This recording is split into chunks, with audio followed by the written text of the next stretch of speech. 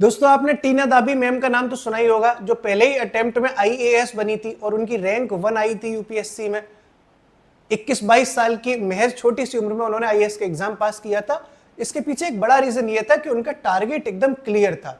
उन्हें दूर से दिखाई दे रहा था कि मुझे ना तो किसी लेखपाल का एग्जाम देना है, ना ही एसएससी का एग्जाम देना है, ना ही पेट का देना है, ना ही स्टेट पीसीएस का देना है। उनका क्लियर पहले से था कि हमें यूपीएससी निकालना है और उसी हिसाब से उन्होंने तैयारी करी।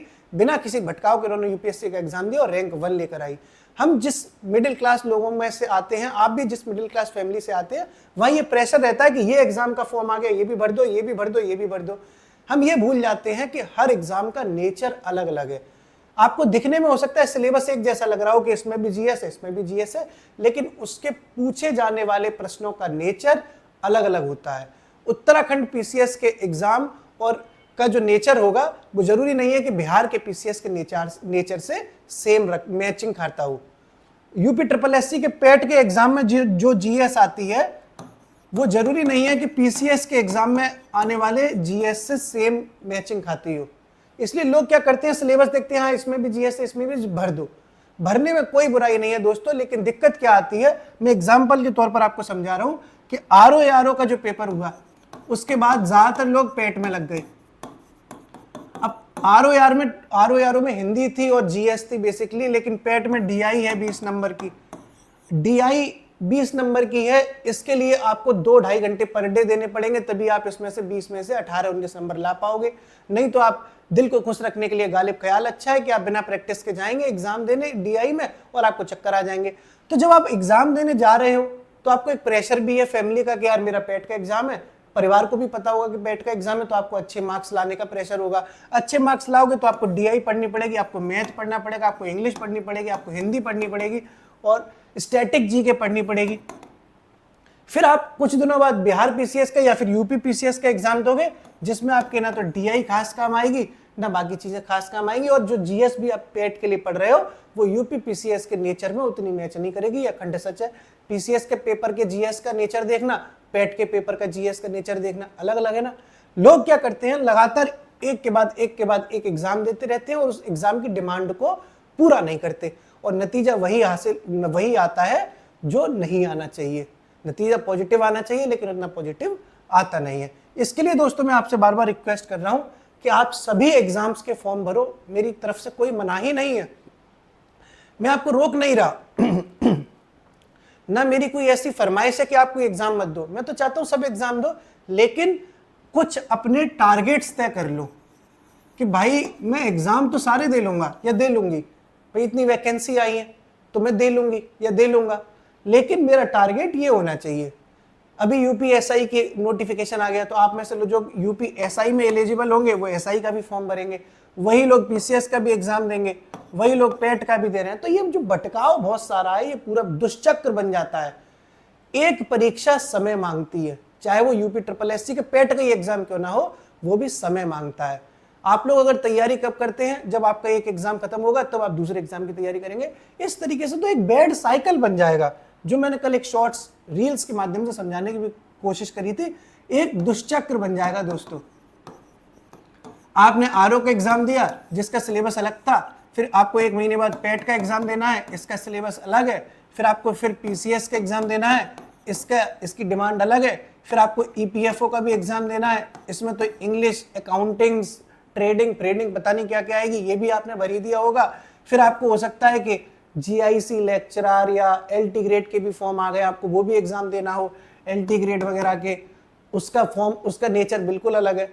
तो आप अपने कुछ टारगेट तय कर लो कि भले ही मैं एग्जाम सारे दे लूंगा या दे लूंगी, लेकिन मेरा जो लक्ष्य है वो पीसीएस का है या ईपीएफओ का है, ये आपके ऊपर निर्भर करता है।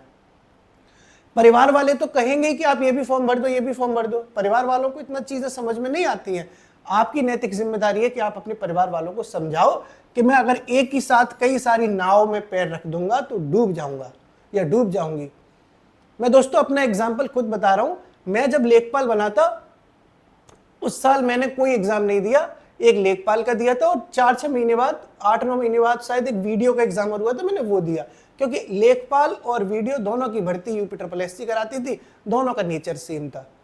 अगर मैं उसी साल आईएएस का भी दे लेता, उसी साल पीसीएस का भी दे लेता, उसी साल मैं आरओ का भी दे लेता या और एग्जाम भी दे लेता, तो ना तो मैं लेखपाल ही बन पाता, ना मैं आरओ ही बन पाता, ना ही मैं पीसीएस बन पाता।